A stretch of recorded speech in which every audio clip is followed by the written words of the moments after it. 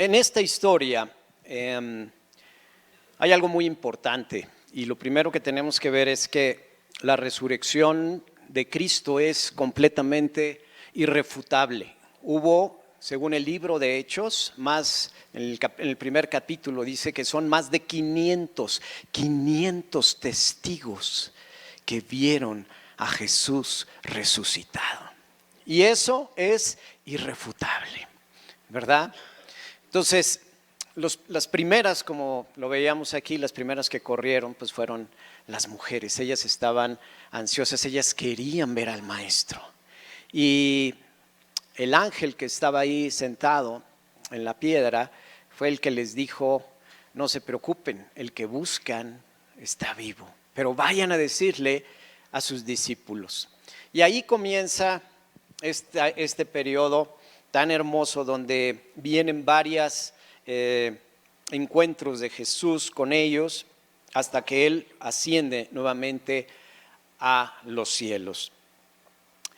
La diferencia entonces es que lo que vemos con la resurrección es que durante la historia en el Antiguo Testamento vemos como el profeta Elías, el profeta Eliseo, ellos oran por personas, por jóvenes que incluso habían muerto y resucitan. Y fueron muy pocos en realidad, pero en el Nuevo Testamento tenemos mucho más el uso de la palabra resurrección y sobre todo que volvió otra vez a vivir, incluyendo la famosa historia de Lázaro. Pero lo importante fue que todos los que volvieron de la muerte a la vida volvieron a morir. Y eso es muy curioso, porque, bueno, pues entonces, ¿para qué fueron resucitados y volvieron a morir? Y es porque precisamente Dios tiene un plan muchísimo más grande para nuestras vidas. Siempre la muerte la vemos como el fin de algo. Y sí, es el fin de un ciclo, pero el principio de otro mucho más grande, porque es precisamente donde vamos a pasar la eternidad. Así es que en la eternidad lo que sucede es que una vez que llegas a la eternidad, te quitas el reloj, dejas todo eso atrás y vivimos sin tiempo. Qué maravilloso. Lo que tenemos que pensar y reflexionar en esta vida es qué es lo que estamos haciendo hoy en esta vida para tener una buena eternidad.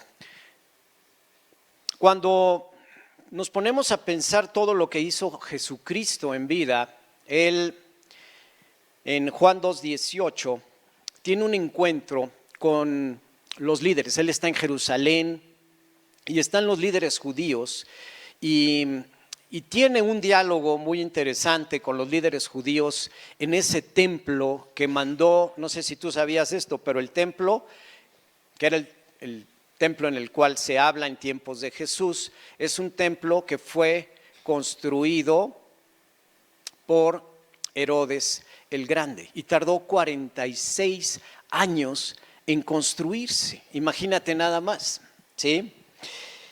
Y teniendo, si has tenido la oportunidad de ir a Israel, y seguramente si no la vas a tener porque es un anhelo de Dios que vayamos todos a Israel, ¿sí? Hay una parte relativamente nueva en unas excavaciones que están incluso del lado de la parte musulmana de la ciudad. Y tienes que entrar por uno de los costados, por un lado de los costados del templo, y ahí en esa excavación tú entras, caminas y están las partes más antiguas del templo, ¿sí? Donde están los bloques originales. Es impresionante ver los bloques originales porque están hechos a tal perfección que no hay ni siquiera, tú puedes ver así como una fisura donde se une un bloque con otro. Y esos son los originales. Entonces esa obra tan perfecta, tan maravillosa, tardó 46 años en hacerse. Es una obra que en la antigüedad, como estaba hecho de piedra blanca, todo esto brillaba y llamaba mucho la atención a cualquier visitante que pasara por Jerusalén. Entonces, imagínate a Cristo llegando al templo y teniendo este diálogo con los con los líderes judíos y lo que sucede es que ahí en Juan 2:18 dice, pero los líderes judíos exigieron, ¿qué estás haciendo? Si Dios te dio autoridad para hacer esto, muéstranos una señal milagrosa que lo compruebe. De acuerdo, contestó Jesús, destruyan este templo y en 3 días lo levantaré. ¿Qué dices?, exclamaron. Tardaron 46 años en construir este templo y tú puedes reconstruirlo en 3 días. Pero cuando Jesús dijo este templo, se refería a su propio cuerpo. En el versículo 22 dice, después que resucitó de los muertos, sus discípulos recordaron que había dicho esto y creyeron en las Escrituras y también en lo que Jesús había dicho. Un templo que tardó 46 años en lo material, Jesús dice, ahora ustedes van a ser ese templo, esa morada, porque yo voy a habitar en ustedes y mi Espíritu Santo va a estar ahí también habitando juntamente conmigo en todos aquellos que me nombren Señor de sus vidas. Cuando pienso en esto, esta semana, como ustedes saben, pasó esta noticia alarmante del incendio de una de las catedrales más importantes, un ícono del barroco que es Notre Dame, ¿verdad? Del año 1200. Es una catedral que, si vemos la historia, tardó 300 años en hacerse. Imagínate que tú como arquitecto o como dueño de un proyecto y que te digan, oye, tu casa va a tardar 300 años, nada, no la vas a ver. A lo mejor la vas a iniciar, pero bueno, pues otros la van a disfrutar. Y así eran en la antigüedad muchos de los templos, ¿verdad? Porque hay otras catedrales como el Duomo que está ahí en Milán, que esa tardó más de 500 años, te puedes imaginar. 500 años. Esa en particular se terminó incluso en 1965. O sea, fue todavía en el siglo pasado, ¿verdad? Porque estamos en el siglo XXI, en el siglo XX, que se terminó esa catedral de el Duomo, ahí en Milán. Y yo me imagino estos trabajos tan arduos. Hay en Florencia unas puertas de bronce que son hermosísimas. Esas puertas tardaron 27, de Lorenzo Ghiberti. ¿Por qué te digo todo esto? Porque imagínate vivir casi toda una vida, 27 años, y que te preguntara tu mamá, ¿por qué se le llamaba Lorenzo Ghiberti? Lorenzo, ¿a dónde vas? Pues voy a seguir esculpiendo las puertas. Ay, otra vez. Y llegaba Lorenzo en la noche. Lorenzo, ¿qué hiciste? Pues estuve esculpiendo las puertas. Y así durante 365 días por 27. 27 años de su vida dada a las puertas. Se llama la puerta del paraíso. Y el que no se midió fue Augusto Rodin. Ese esculpió las puertas, la puerta del infierno. Todo está basado en la Divina Comedia.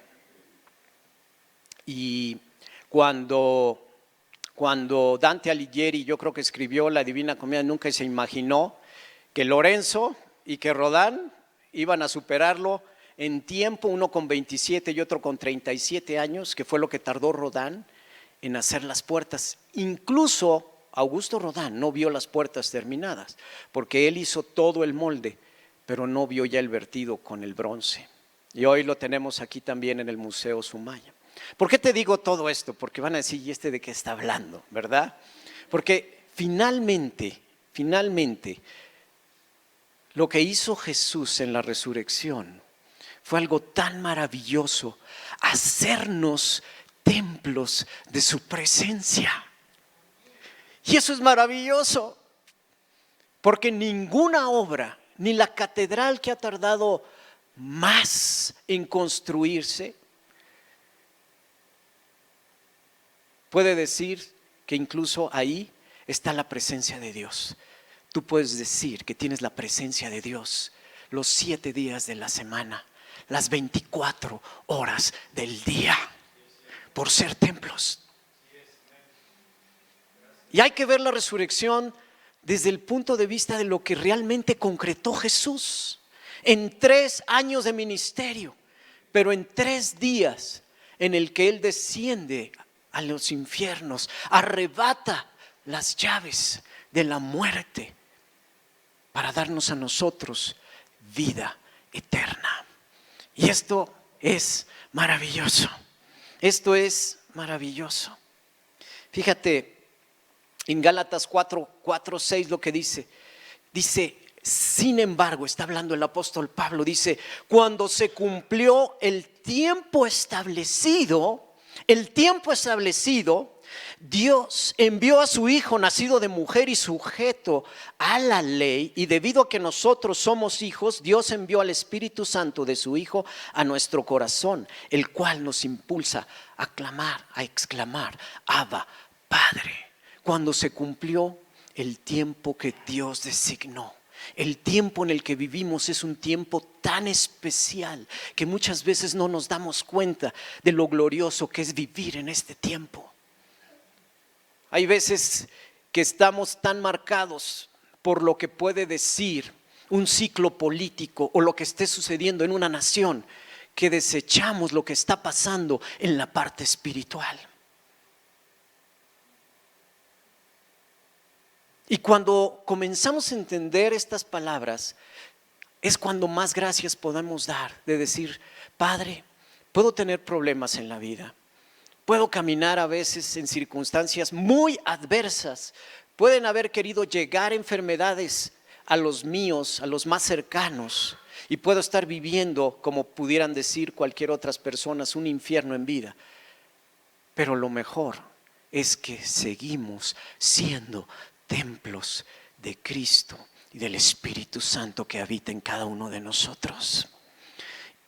Y la palabra, la promesa es que si Cristo está con nosotros, ¿quién puede estar en contra nuestra? En el momento en que Cristo resucita, ¿sí? Sucedió algo grandioso. Dice en Colosenses 3:1-3, dice, ya que han sido resucitados a una vida nueva con Cristo, pongan la mira en las verdades del cielo, donde Cristo está sentado en el lugar de honor a la derecha de Dios. Y nos dice el apóstol Pablo, piensen en las cosas del cielo, no en las de la tierra. Pues ustedes han muerto a esta vida y su verdadera vida está escondida con Cristo. Qué hermoso, tu vida está escondida con Cristo. Hay noticias que constantemente, sobre todo en la parte pastoral, me llegan. Sobre todo cuando como ovejas estamos en situaciones delicadas de peligro, cuando se necesita oración, cuando pasa una enfermedad, un accidente, una situación financiera complicada, alguna cuestión legal. Y me mandan un mensaje o me hablan por teléfono, pastor, es que estamos muy angustiados, es que tenemos temor, es que nos acaba de suceder esto. Y hay historias terribles que puedo yo aquí contarles todo el resto del día.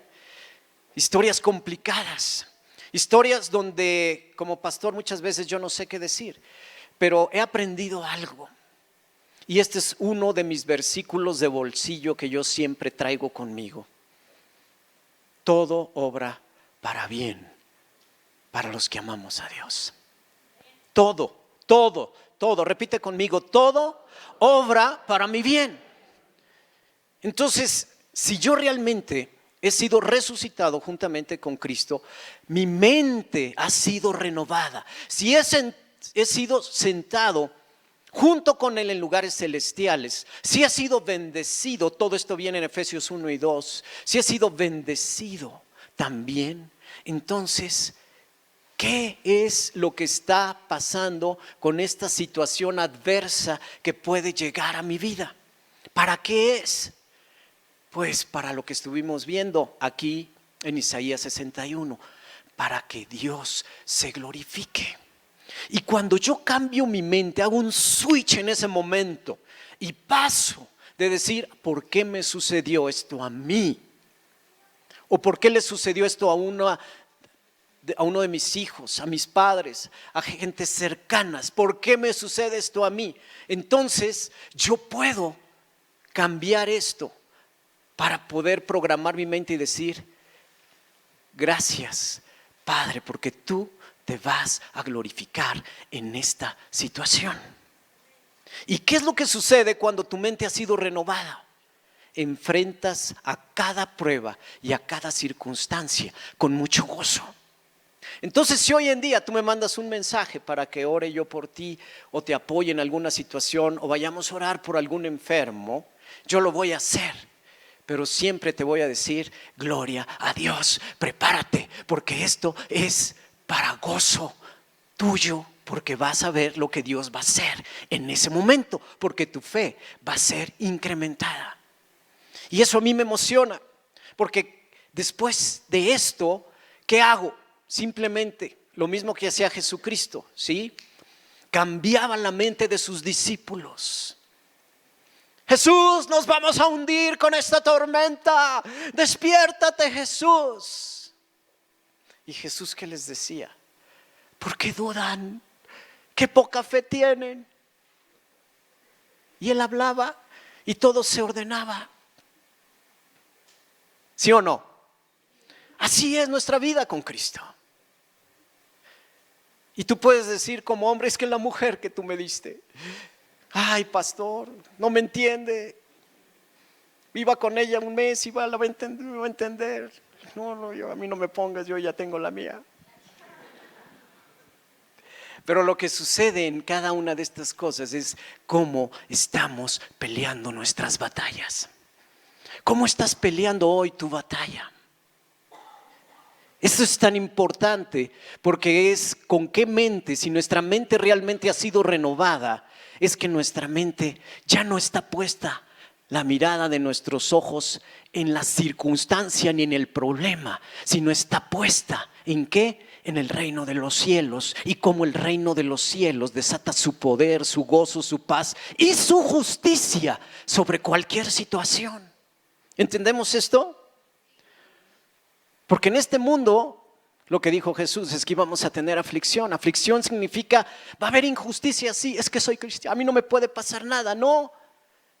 Como dice la palabra, siempre la lluvia viene sobre el justo y sobre el que no lo es. Pero lo importante es cómo vamos a disfrutar la lluvia nosotros que somos justos teniendo a Cristo. Porque hasta mojarte es un gozo y un placer. Y eso es lo que va marcando nuestra diferencia cuando lo vivimos desde la resurrección. Hoy, como ustedes saben, hay muchas iglesias que están enfocadas en una religión que trabaja y se esfuerza para ir hacia la cruz. Cuando con mentes renovadas nosotros como nacidos de nuevo no vamos hacia la cruz, sino operamos desde la cruz. Y esto marca toda la diferencia, porque operamos desde la victoria, no para la victoria. Nosotros vamos de victoria en victoria, ¿sí? Cuando operamos así, tú puedes decir, tengo una mente renovada.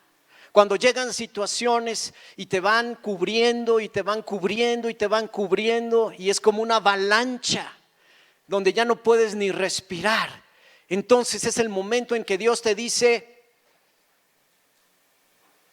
alza tus manos, clama a mí, porque yo te voy a responder. Y yo te voy a enseñar cosas grandes y ocultas. Y en cada momento de prueba, cada vez que yo doblo rodillas, Cristo, el Padre y el Espíritu Santo te enseñan revelación desde lo alto. Y esos momentos, esas situaciones donde tú tienes que doblar rodilla para ponerte a orar, porque es lo mejor que podemos hacer, orar y alabar, orar y adorar. En esas circunstancias es cuando nosotros somos enseñados por el Maestro a pelear las batallas desde la cruz y no hacia la cruz. ¿Entendemos? Esto es lo que Pablo describía como una mente renovada, una mente que ha sido transformada.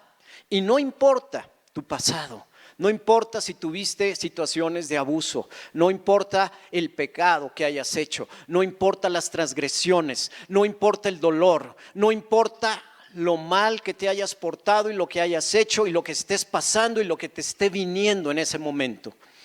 Cristo venció todo eso. El mismo viernes veíamos aquí un video de lo que había sucedido en el cuerpo de Cristo médicamente.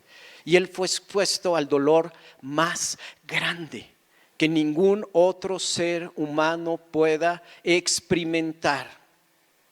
Y lo dice Isaías 53, experimentado en dolor, porque experimentó todo el dolor que un ser humano podía experimentar. ¿Para qué? Para que ninguno de nosotros lo vuelva a experimentar. Aquellos que acepten a Jesús como su Señor y su Salvador. ¿Cómo activamos todo? Y por eso es tan importante, y es lo que dice Mateo 28, esto no se puede ir conmigo a los cielos. Todo esto que les he enseñado no es para que simplemente quede escrito, sino para que vayan y lo compartan, para que lleven la vida que yo les he dado a ustedes y para que sean mis manos, sean mi boca, sean mis oídos, sean mi corazón con aquellos que hoy están perdidos. Y por eso es la labor que hoy estamos aquí. Y como bien lo dijo Arturo, no es una iglesia, no es un lugar que se haya construido para estar aquí adentro.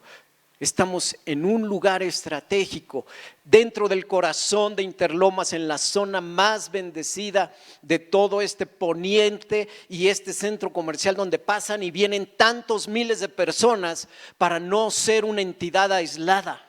¿Dónde está su iglesia? Mira, pues te vas allá por el desierto de los Leones y subes 20 kilómetros y estamos allá en la loma porque allá encontramos.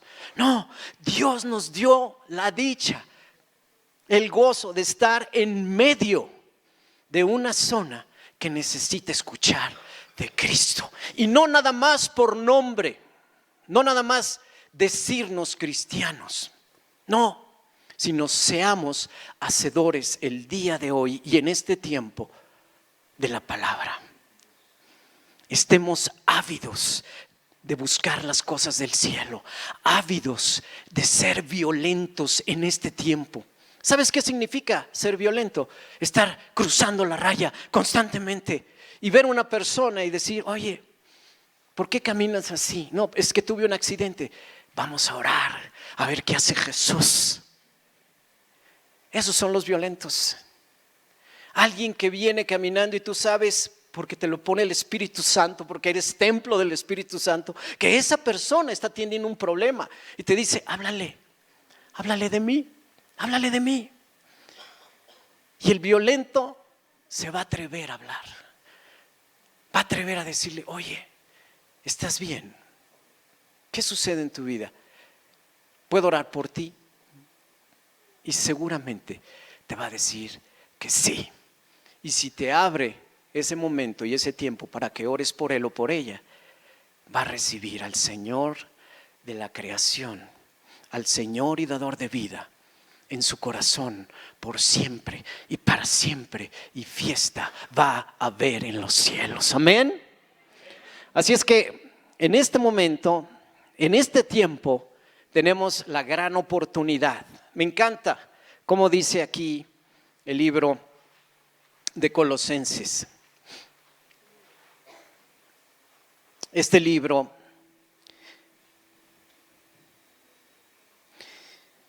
dice,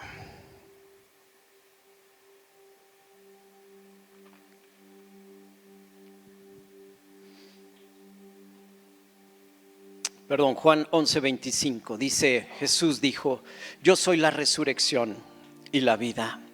El que cree en mí vivirá aún después de haber muerto. Y todo el que vive en mí y cree en mí jamás morirá. Wow. Jamás morirá. Jamás morirá.